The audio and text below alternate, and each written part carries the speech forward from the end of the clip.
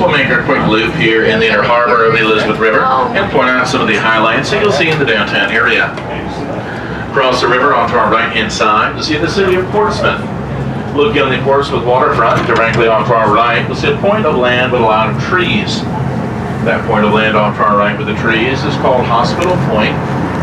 Among the trees, you'll see a white building with a green roof that is our nation's oldest naval hospital, built there back in 1827.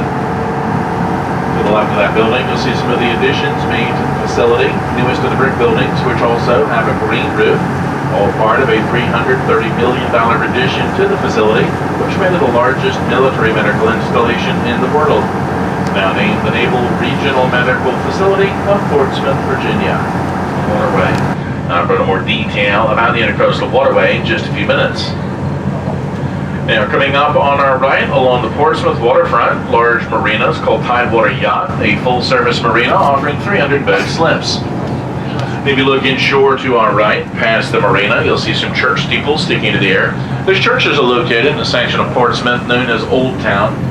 Many of these structures over there in Old Town date back to the mid-1700s. A little bit of information about the boat that you're cruising on today. The Victory Rover was built back in 1973 in Crown Point, Louisiana. Originally used as an oil rig crew and supply boat, servicing oil rigs in the Gulf of Mexico. After several years of work in the oil field industry, the boat was retired and turned into a passenger ferry. Used as a ferry for a while. They're V12s with 450 horsepower apiece. They have a top speed of about 16 knots and a license to carry up to 150 passengers.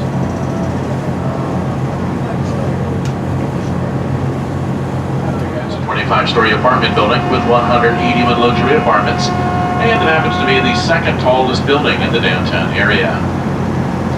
Also to view up ahead of us to our right is the Renaissance Hotel. The Renaissance is a $38 million four-star hotel and convention complex, offering 249 guest rooms, all of which have a waterfront view.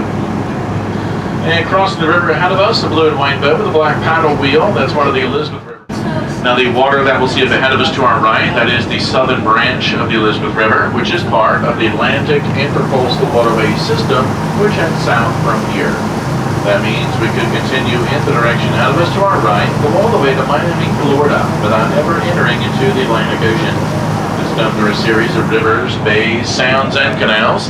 The distance from here to Miami is 1,094.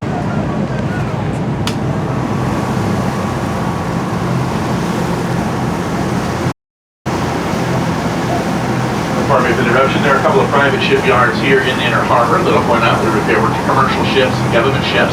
One of the shipyards located just out of us to our right is called BAE Systems. At the center of the yard, ahead of us to our right, is a large gray naval ship, partially covered up in white plastic canvas. That ship is currently sitting high and dry inside of a large white floating dry dock. The dry dock is called the Titan. The function of a floating dry dock like the Titan is to lift the ship up out of the water so bottom-side repairs can be made to the ship. To explain how the floating dry dock works, first they flood tanks located within the walls and floors of the dry dock. They flood the tanks with river water, which allows the dry dock to then sink down into the river. With the dry dock mostly submerged, tugboats will carefully assist the ship by floating it right over top of the dry dock. Once the ship is carefully placed over top of the dry dock, they slowly pump the water back out of the tanks, which then makes the dry dock become buoyant. Then it will slowly rise to the surface and lift the ship completely out of the water. The ship inside the dry dock over to our right is LHD number 3, that is USS Kearsarge. The Kearsarge is a WASP-class landing helicopter docking ship, or otherwise known as an LHD. WASP-class ships are the largest class of amphibious assault ship in the United States Navy. We'll go into great detail about one of our sister ships that will offer us a much better view later this afternoon at the naval base.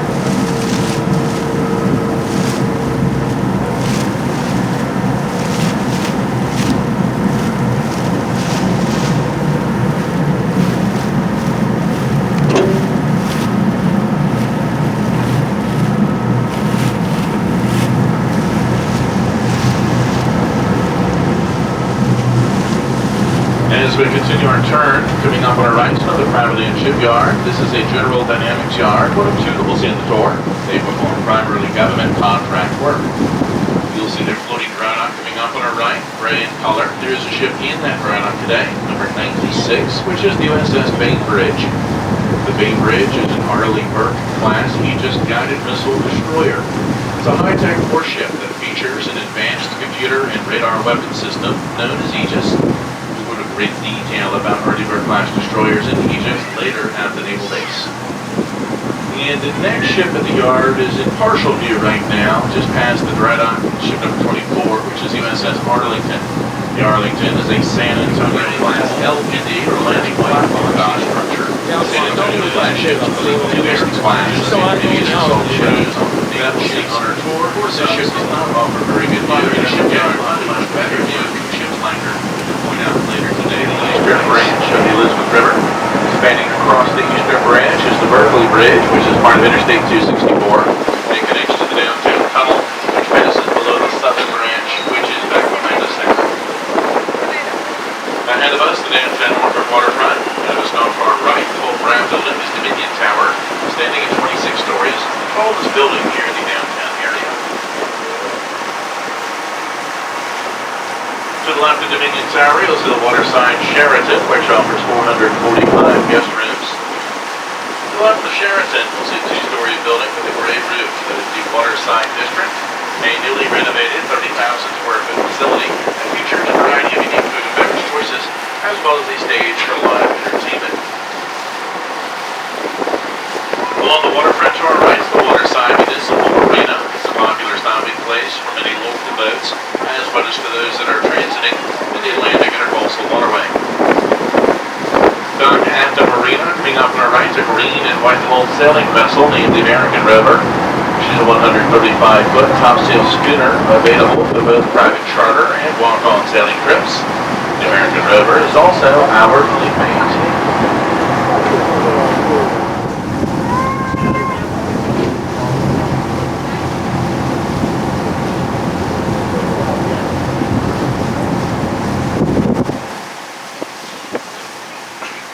Slip to our right, big black and white boat, the Spirit of Mount Vernon. She offers lunch and dinner cruises.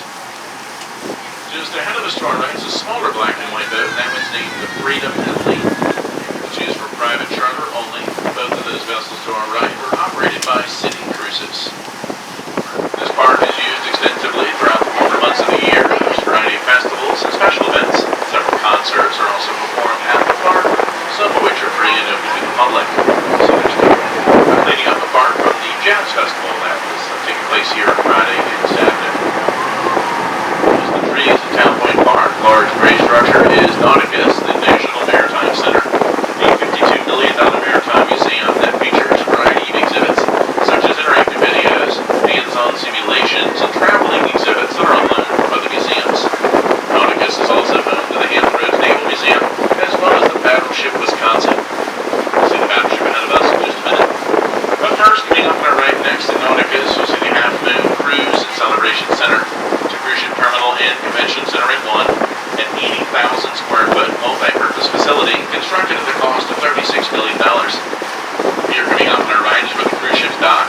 Most of the cruises that run out of Norfolk are cruises to Bermuda, the Bahamas, and the Caribbean. Right past the cruise ship terminal, we'll see the Battleship Wisconsin bearing the hull number 64. Wisconsin is an Iowa class battleship, the last of the four that were constructed. Wisconsin was commissioned April 16, 1944, her first service being World War II. Wisconsin is a rather large ship, 887.5 feet long, which weighs in at 45,000 gross tons, and originally carried a crew of 2,900 sailors on board. If you look on the rear deck of the Wisconsin, you'll see some rather large guns. This is 16-inch guns, the largest guns ever deployed on a United States naval warship. There's a total of 9 of them on board the Wisconsin. Guns are situated in Rita with turret. One turret on the rear of the ship, the other 2 turrets are located on forward. Barrels on those guns are the approximate length of a tractor-trailer rig, which is about 60 feet long. They're capable of firing a 2,700-pound projectile up to 23 nautical miles. Also on board the Wisconsin are 12 smaller 5-inch guns, 6 of them located on either side of the superstructure of the ship. If you'd like to go aboard the Wisconsin for a tour, visitation on the ship is included with admission to Nauticus, the National Maritime Center. Nauticus also offers special guided tours on the USS Wisconsin in addition to that.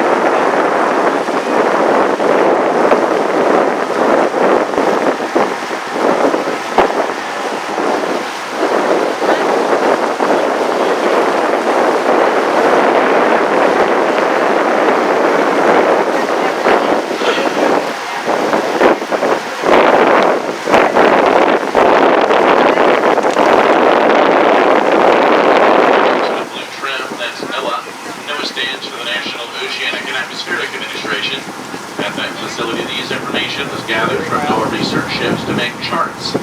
Charts used throughout the maritime industry like maps, they show navigational channels, water depths, and many different hazards, such as sunken ships. To the left of them is the Hamilton Bridge, and beyond the bridge, an older section of Norfolk known as Ghent. Many of the homes over there again date back to the late 1800s. The pier condominiums, originally built back in the 1920s. Back then, the building was used as a storage warehouse. As you can see, the building has been renovated and turned into nice waterfront condos. Also, just ahead of us to our right, you'll see some gray and brown buildings. That is a brand new waterfront apartment complex called the Front Street Apartments.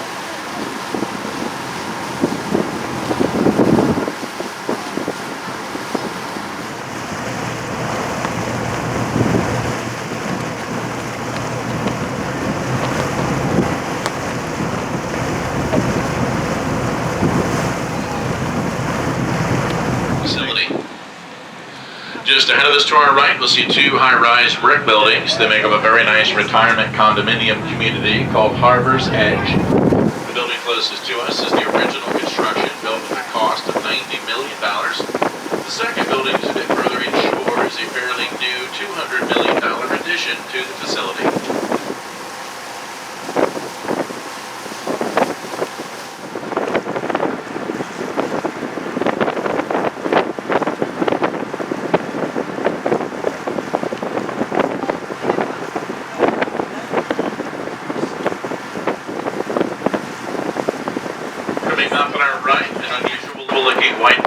It's called the Waterfield Building. It serves as the headquarters for the United States Army Corps of Engineers. One of the many things that the Corps of Engineers is responsible for is to maintain our harbors and rivers, as well as the Atlantic Intercoastal Waterway. They help to remove debris that could pose a threat to safe navigation. Behind the Waterfield Building, you'll see some black brick walls and some black cannons on the lawn. That's all part of Old Fort Norfolk, which was in use in the War of 1812. The fort served as the city of Norfolk's secondary line of defense against the British invasion. Fortunately, during that conflict, the British never made it this far up the Elizabeth River. Therefore, the fort to our right there slashed from combat.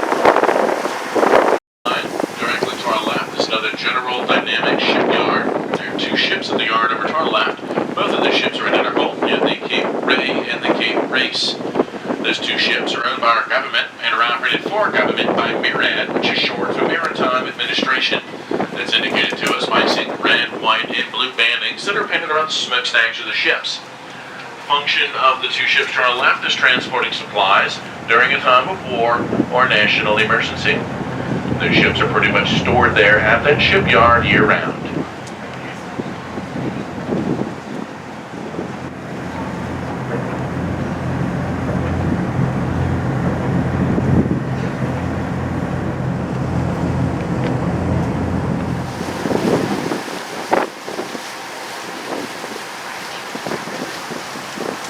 Seconds, we'll pass right over top one of two tunnels here in the downtown area. This one's called the Midtown Tunnel. You won't be able to see the tunnel. It passes far below the river, but as a reference of its location, if you look at shore far right, you see two brick buildings.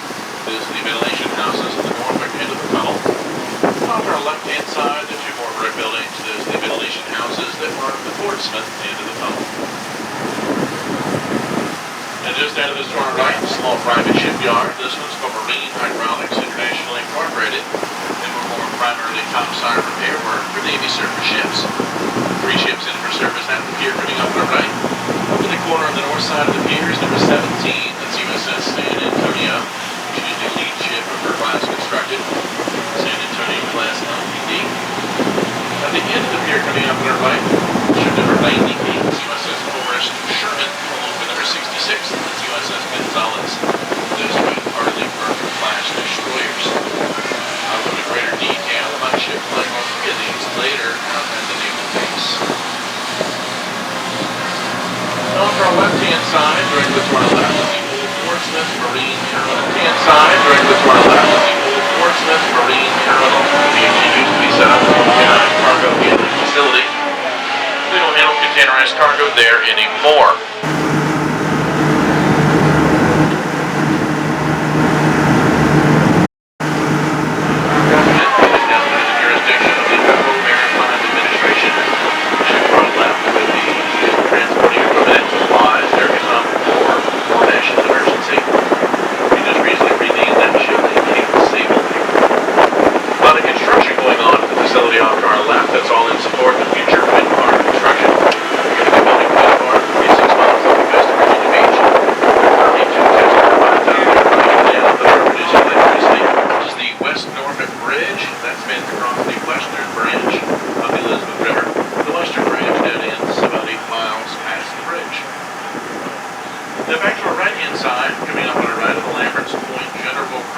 piers. These piers are used to ship general and breakable cargo and small amounts of containerized cargo. The first pier to our right has been leased out to a ship repair company, and there's one ship there in for some service. The ship named the Avalanche Trader just came in yesterday. No subscriptions to repair the ship. Ahead of us to our right, there are three large ships that we see stored here at this facility. All three of these ships ahead of us to our right were recently purchased by our government and are now under the jurisdiction of the Federal Maritime Administration. These ships would be used to transport equipment and supplies during a time of war or emergency. The two big blue and white ships coming up on our right were originally commercial car carriers. Ships like those carry anywhere between 3,000 to 5,000 cars, depending on the size and design of the ship.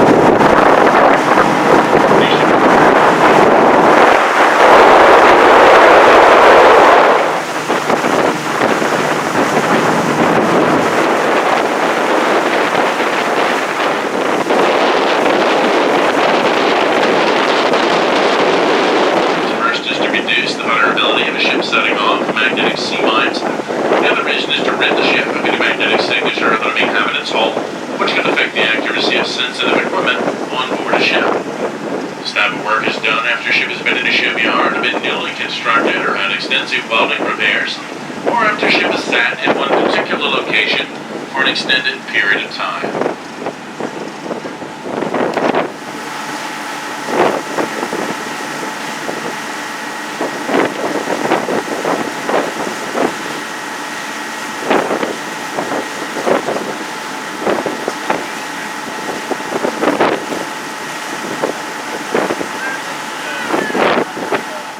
Containerized cargo handling facilities in the United States. To our left is the Virginia International Gateway, or VIG for short. That's a $500 million privately owned container terminal. There are blue container cranes at the terminal off to our left. Those are all Suez Class container cranes. More detail about several other Suez Class cranes that will see the next terminal to the right of the terminal that I just pointed out. The Sea Coast Guard base in Portsmouth. That's part of District 5 of the U.S. Coast Guard leads here in the area. Off on our right, the Norfolk Southern Coal Piers. Pier in operation is Pier 6, which is loaded on the ships and barges using the two 17-story tall loading cranes on Pier 6. These loaders can load two ships at the same time, or both concentrated on a single ship, and load a maximum of 8,000 tons of coal in only 1 hour. Coal is mined in the states of Virginia, West Virginia, Kentucky, Pennsylvania, and Tennessee, and is supplied by about 120 different suppliers along the railway system. A lot of the coal exported from the pier is bound to European countries. Much of the coal is the high-grade coal used primarily in the metallurgical industry, such as the manufacturing of steel. I see one ship in here today. Steel here doesn't have a lot of red paint left. It seems to be most of the rust on that ship.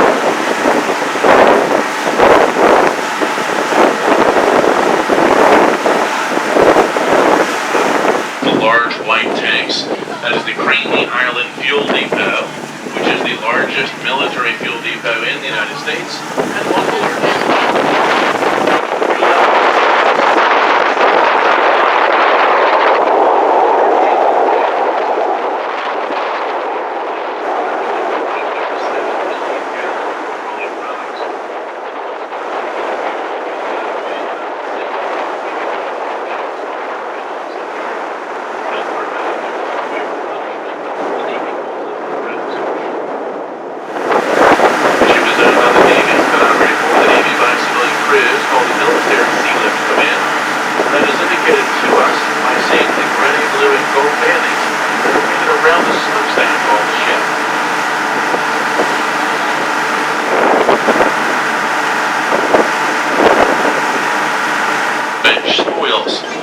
Dredges used to widen and deepen the channels in our harbors and rivers.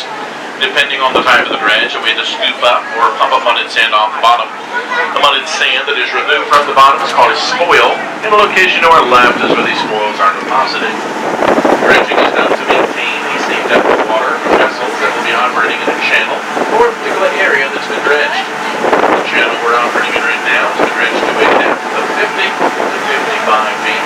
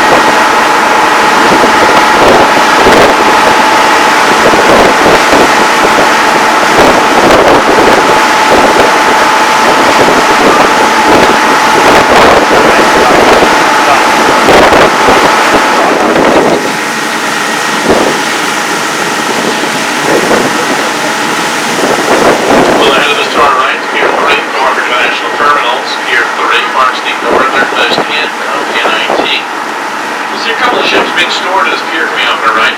On the south side of the pier is a large black hull ship named Lieutenant John P. Bobo. That ship is privately owned by a company called General Dynamics. They have 13 ships like that. 13 ships are leased to the United States Navy. Then those ships are operated for the Navy by civilian crews, the Military Sea Lift Command. That's indicated with the gray blue bandits around the stack of the ship. That type of ship is used as a maritime repositioning ship. Ships like that are generally stored in strategic ports throughout the world, preloaded with military supplies and hardware. But that particular ship is out of that service right now, just being stored here. On the north side of Pier 3 is a smaller gray ship. That's an old government ship operated for our government by MARAD. That's indicated with the red and white and blue bandings around its smokestack. It's basically just an old cargo ship that's been stored here for quite some time now. Up ahead of us to our right, the highlight of our tour is Naval Station Norfolk, the largest naval base in the world. This base is located on a point of land known as Sewell's Point, and it covers an area of 3,400 acres. The base is home to a variety of naval warships, submarines, as well as aircraft that you may see it here flying over us today. Air operations at Naval Station Norfolk conduct an average of 275 flights per day. They fly about every 8 minutes, well over 100,000 flights per year. First pier at the naval base is just ahead of us to our right, and that's pier number 1. Now in view of the south side of pier 1 is one of the Navy's oilers. That is ship number 6, which is the USNS Supply. She is the first of the Supply class fleet oilers constructed. That class of oiler carries up to 170,000 barrels of petroleum products. It is used to refuel naval warships at sea. It's operated for the Navy by the Military Sea Lift Command.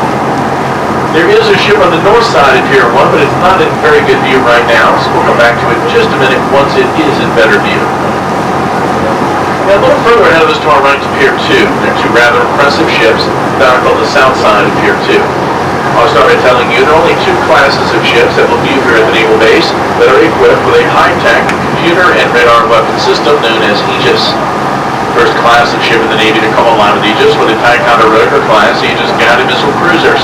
One cruiser coming into view ahead of us to our right, south side of Pier 2, and ship number 56, which is the USS San Jacinto, again a Ticonderoga class cruiser. Now the newer of the two classes of ships that we'll see here equipped with Aegis are the Arleigh Burke class Aegis guided missile destroyers. Also one of those ahead of us to our right at Pier 2 is ship number 72, which is the USS Mahan.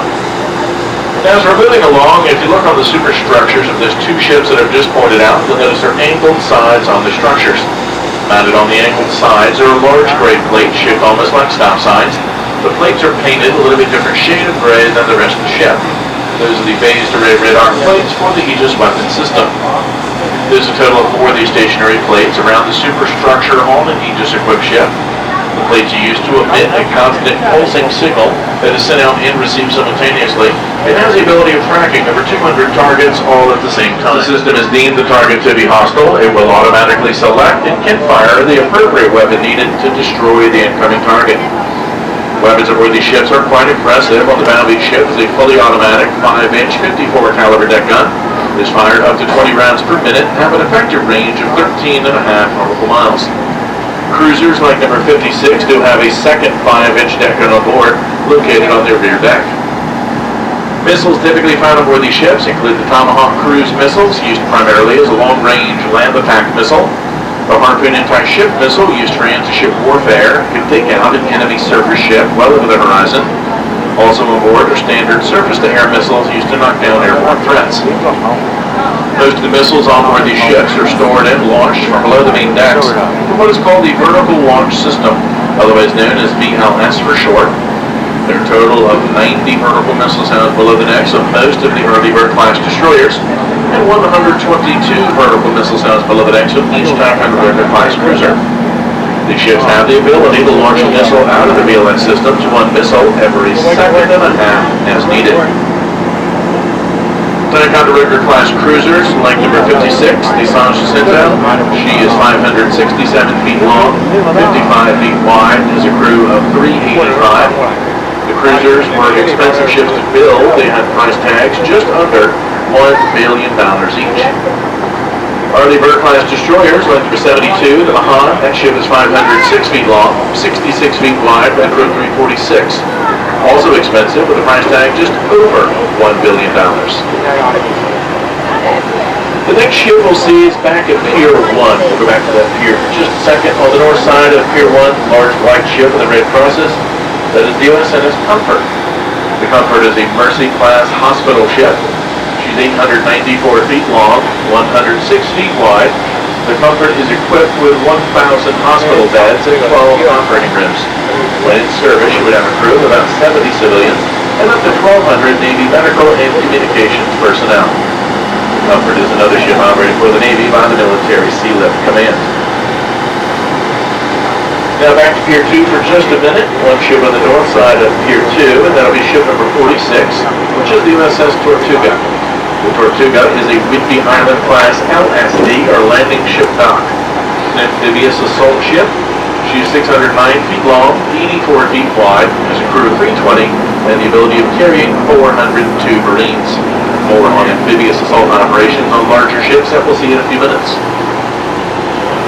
Next pier ahead of us to our right is Pier 3. That's the submarine pier. We'll see one sub there today on the south side of Pier 3, inshore to the base of the pier. The sub is black in color. That is a fairly new Virginia class fast attack sub. The function of a fast attack sub is to seek out and destroy the enemy sub, and also strike land-based threats from hundreds of miles away. The sub's equipped with 4 torpedo tubes used to launch the Mark 48 torpedo. The Mark 48 is a heavyweight, wire-guided torpedo that can deliver a 650-pound high explosive warhead to a target of up to 23 nautical miles. Also on board the sub are Tomahawk cruise missiles. Tomahawks are used primarily as a long-range land attack missile that can be tipped with either a nuclear or a conventional warhead. Depending on the version of the missile, it can have a strike range of 700 to 900 nautical miles when launched from the sub. The sub to our right is nuclear powered by a single nuclear reactor that will power it for 15 to 20 years in between refuelings. That's equal to about 1 to 1.5 million miles in steaming time. The sub's 377 feet long, 33 feet wide, is a crew of 126, and it cost about $2.5 million. So today we will see 2 subs ahead of us to our right, docked on the south side of Pier 4. The sub furthest inshore to the base of the pier, that is another Virginia-class fast attack sub, just like the one we saw at Pier 3. And the sub closer to us, after the end of Pier 4, that is an older Los Angeles class fast attack sub. That was 360 feet long, 33 feet wide, with a crew of 133. As far as weapons are concerned, pretty much the same as the Virginia class. We'll see one ship docked to the north side of Pier 4 ahead of us to our right. A very special ship. It's an early bird class destroyer, hull number 67. That happens to be the USS Cole. You may recall the USS Cole is the ship that was attacked by terrorists in Yemen on October 12th of the year 2000. During this terrorist attack, 17 of the naval sailors lost their lives. Since the attack on the Cole, the ship was moved to Pascagoula, Mississippi, where she was originally constructed. The Cole underwent repairs at the Ingalls Shipbuilding Company. The USS Cole is fully repaired and fully operational today. And she's coming up on our right, back to the north side of Pier number 4. Ahead of us to our right, Pier 5, on the south side of Pier 5, number 58, USS Laboon, an early bird class destroyer. In front of number 58, coming to view is one of the newer early birds, number 95, USS James Williams. The James Williams is a little different than the other early birds that we've seen here. She's a bit longer, 509 feet long. The newer ones are built larger to make space for helicopter hangars that were added to the design of the ship. It allows the newer early birds to carry 2 helicopters on board while at sea. The newer early birds have upgraded weapons. On the bow of number 95 is an upgraded 5-inch 62 caliber deck gun that has an effective range of up to 18 nautical miles. The new early birds have a slightly larger vertical launch capacity with 96 vertical missile cells below decks and a vertical launch system. A very expensive state-of-the-art warship with a price tag just under $2 billion. On the north side of Pier 5, great view of ship number 21, which is the USS New York. The New York is a San Antonio Class LPD, or landing platform dock. San Antonio class ships are the newest class of amphibious assault ship that we'll see on our tour. That ship is 684 feet long, 105 feet wide, has a crew of 61, and the ability of carrying 800 Marines. During the construction of the USS New York, they used 7.5 tons of steel taken from the World Trade Center. That steel was recycled and used in part of the bow construction of the ship.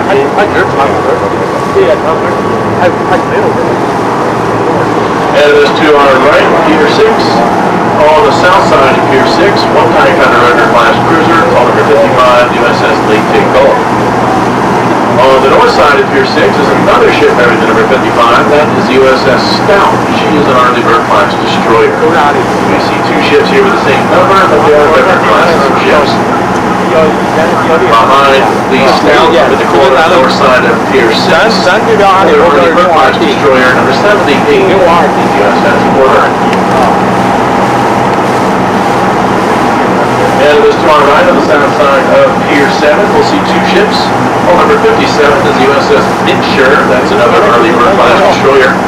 And in front of the Mitscher, ship number 58, USS Philippine Sea. It's a great view of the Ticonderoga class cruiser. And just past number 58, up in the corner on the north side of Pier 7, is ship number 107, USS Gravely. The Gravely will be the newest Early Bird class destroyer that we'll see on the tour today. Also, on the north side of Pier 7, is ship number 7, it's USS Iwo Jima. That's a good view of a Wasp-class landing helicopter docking ship, otherwise known as an LHD.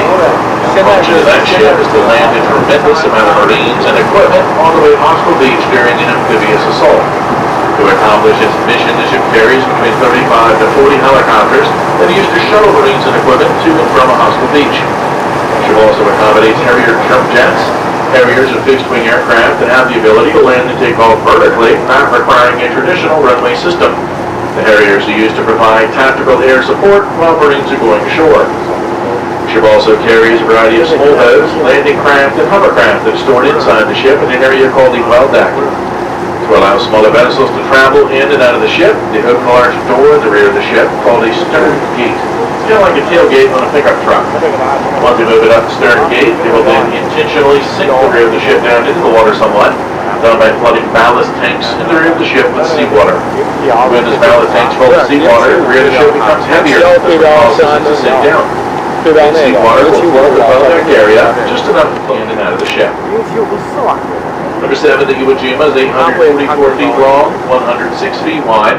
She has a crew of 1,292 and the ability to carry 1,877 Marines. The ship also has extensive medical capabilities. They're able to convert the inside of that ship into a 600-bed hospital. Hospital on board the ship would include a 21-bed intensive care unit, 21-bed trauma unit, and 6 operating rooms.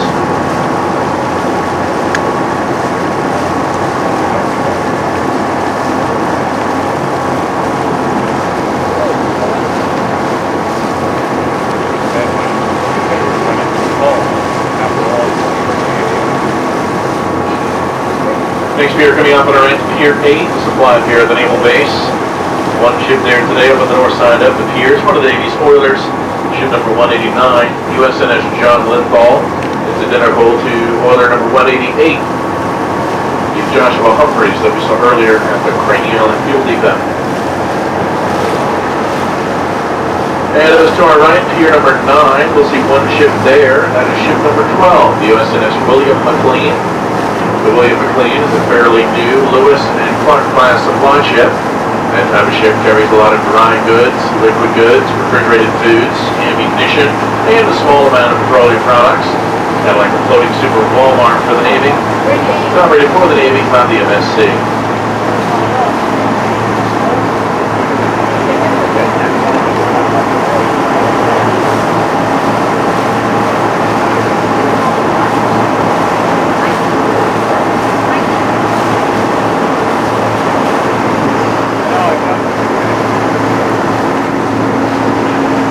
Next pier coming up on our right, Pier 10. It's a really special pier at the Naval Base. As you can all see, that's where the Navy keeps their top secret invisible ships.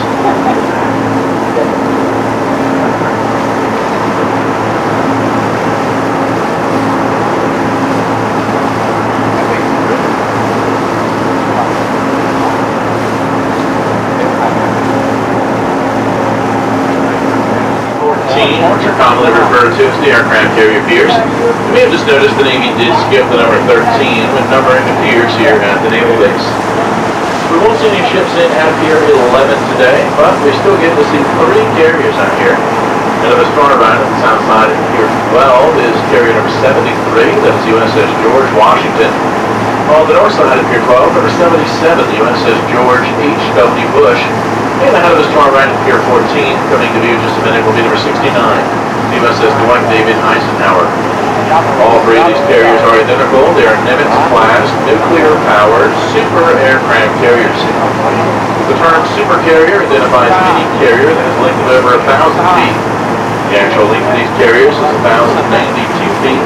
Wide is one of these ships, some of their flight decks are 252 feet wide. A lot of action takes place on the flight deck of an aircraft carrier. In fact, being a crew member on the flight deck is actually rated in the top 5 most deadly jobs in the world. These ships are out at sea. They carry an average of 85 aircraft on board each ship. They can carry about 110 aircraft in each ship, depending on the type and size of the aircraft. Assisting airplanes in taking off from these ships and into the air, there are 4 steam-powered catapults on board each carrier far right that will launch airplanes at speeds of up to 165 miles per hour.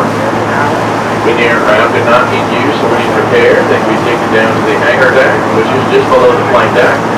Moving the aircraft between the decks of each ship are 4 large flight elevators. With the ship's crews and airmen aboard, you can expect to find about 6,000 personnel aboard each Nimitz class carrier when they're at sea. Nimitz class carriers are nuclear powered, each powered by 2 large nuclear reactors that provide steam for 4 turbines, creating a total of 280,000 shaft horsepower. They'll move these ships to the water at speeds in excess of 50 miles per hour. It's kind of hard to imagine ships of this size moving through the water at highway speeds. Something else that's just as hard to imagine is how much they might have cost. The Nimitz class carriers, just throw the 10 of those in service in the United States Navy. They average at about $5 billion apiece. The last ship we'll see here today is down to the north side of Pier 14, ship number 1, which is the USS Wasp. She's the lead ship of her class constructed. She is identical to LHD number 7, the USS Iwo Jima that we saw just a few minutes ago. Now, if you look ahead of us to our right, past the rock jetty at the end of the naval base, you'll see the Hampton Roads Bridge Tunnel, which is part of Interstate 64. The 3.5-mile-long bridge and tunnel connects Norfolk to Hampton. All around the corner, by the way, is past the Hampton Roads Bridge Tunnel, is the Chesapeake Bay Bridge Tunnel. But we're not able to see that from this distance. The land that you'll see ahead of us off the distance, that's the city of Hampton. If we were to continue toward Hampton, then bear around to the right, we would soon enter the Chesapeake Bay. And traveling 17 miles through the Chesapeake Bay, we would then enter into the Atlantic Ocean. We're not going that far, just a second, we'll turn around and If anyone has any questions about anything they've seen or heard throughout the cruise today, certainly feel free to ask the crew. We'll see an outbound ship passing by to our left-hand side, ship's named the Winterset. I'm pretty sure when it came in the other day it was empty, and now it's going back out empty, so I'm not quite sure what it was here to do. It did go up the southern branch of the Elizabeth River, where typically they would load ships like that, or similar to that. It appears to carry some sort of bulk dry product that could be loaded on or off, either using a blower-type system or conveyor belting. Anyway, if anyone has any questions, feel free to ask them.